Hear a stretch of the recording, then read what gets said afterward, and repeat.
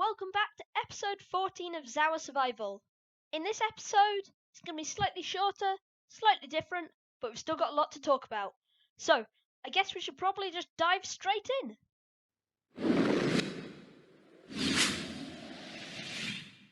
Now, you may notice that this area is quite different from that starting intro that we've just had. And there's a good reason for that, but we'll get onto that a bit later on in the episode. For now, there's a few bits of important information I've got to tell you, and stick around for it. It's actually quite important. So, let's get on and I'll tell you about those things. My first piece of information is that I've actually been quite ill, which is why I haven't been able to record, and it's why this video is out so late. So I hope you can forgive me for that. My second bit of information is that this will probably be my last video before the new year, and it'll probably be a bit into January before I post my next one. This is because I'm just spending a bit of time over Christmas with family.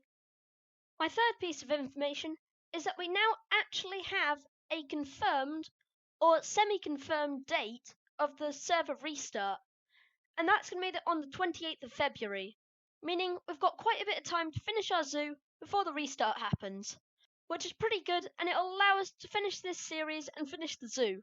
And my final point is that some of you may have noticed that Vintage Beef is doing some zoo tours. He's actually been on the server a couple of times, touring some people's zoos. And don't worry if you don't see my zoo in there, because I didn't actually enter to have my zoo toured, though I definitely will. This is because we've still got a ton of things left to do on the zoo, such as the reptile area, the tundra area, and we've still got to finish the aquatic area. So yeah, that's what we're probably going to do in the next few episodes, because we have had some information saying it's pretty likely that Vintage Beef is going to do another round of touring just before the restart. So we'll get in then and have him tour our zoo. That's all the bits of information, so I guess I should probably get back to the aquatic area now. Well, I guess I'm in it at the moment. But let's just get back. So, now that you know that I've been a bit ill, I still have been able to do some building though, which is what you can see here. And I have done a couple of time lapses about it. So, I think we'll probably just roll that now. So, let's just jump straight into a time lapse. Let's go!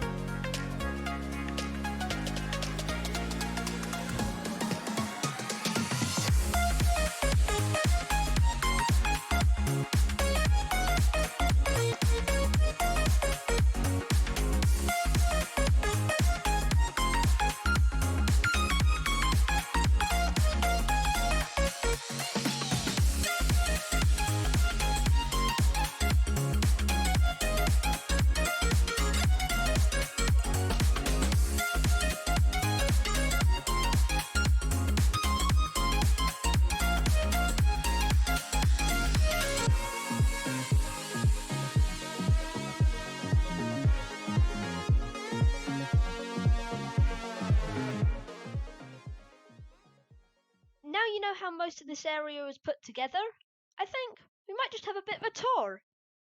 So, there is a lot of exhibits around here. I've only actually completed about half of them. So, in here, I'm thinking we're going to have some regular dolphins, and they're just going to be able to jump out the water and do that sort of stuff since it won't be all the way up to the top.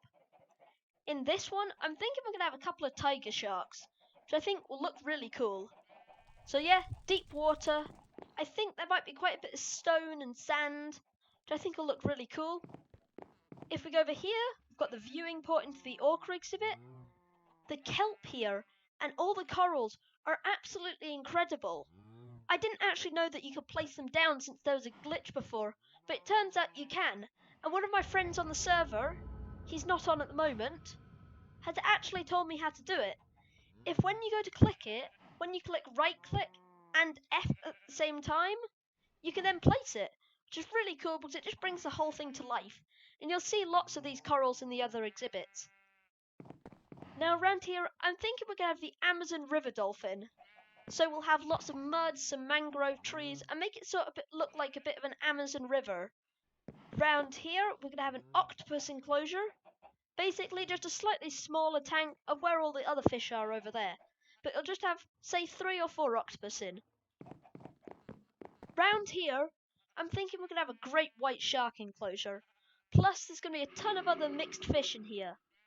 So, this is going to go all the way over, and it's going to be this giant glass tunnel which goes all the way around. And so it'll be dug out in this direction, and in this direction as well, and on the other side, and it'll just be this enormous tank for all the fish and sharks to go in. We've got another viewing port into the orca exhibit. Now, if we go around here, we move on to the exhibits which I have finished. So, first of all, we've got the clownfish, and these fish are just really cool. You can see how we've done the exhibits, a couple of bits of seaweed, some corals. Yeah, I think it looks really good. With the chinchillids, these are really colourful, so I decided to make their enclosure really colourful as well. You can see we've got the mixed colours plate coral, got some multicoloured coral as well out there, and then we've got these Amazon river swords, which is like a nice vibrant green in the exhibit. Further along, we've got the marine tang. Again, really cool. Put a lot of different colours in. Not quite as much colour as in this one, but still a decent amount. Over here on the other side, though, we have the moray eel enclosure. It's quite dark in here, just how they are. Now, back over on the other side, we've got some pufferfish, some nice little pufferfish. Again, this is meant to represent like a coral reef sort of thing. So yeah, again, lots of colour. Further along, we've got the salmon.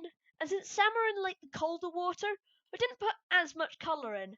I've sort of put some darker greens in, the seaweed, not as much coral. We've also got some anemones as well. Over here, we've got the hawksbill sea turtle. And actually, this was one of the only sea animals which I didn't have.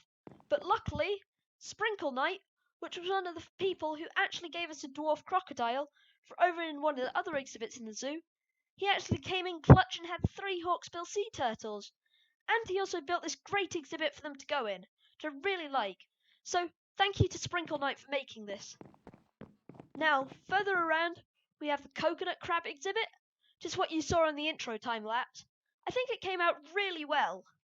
And then, across from it, we've got the mixed fish.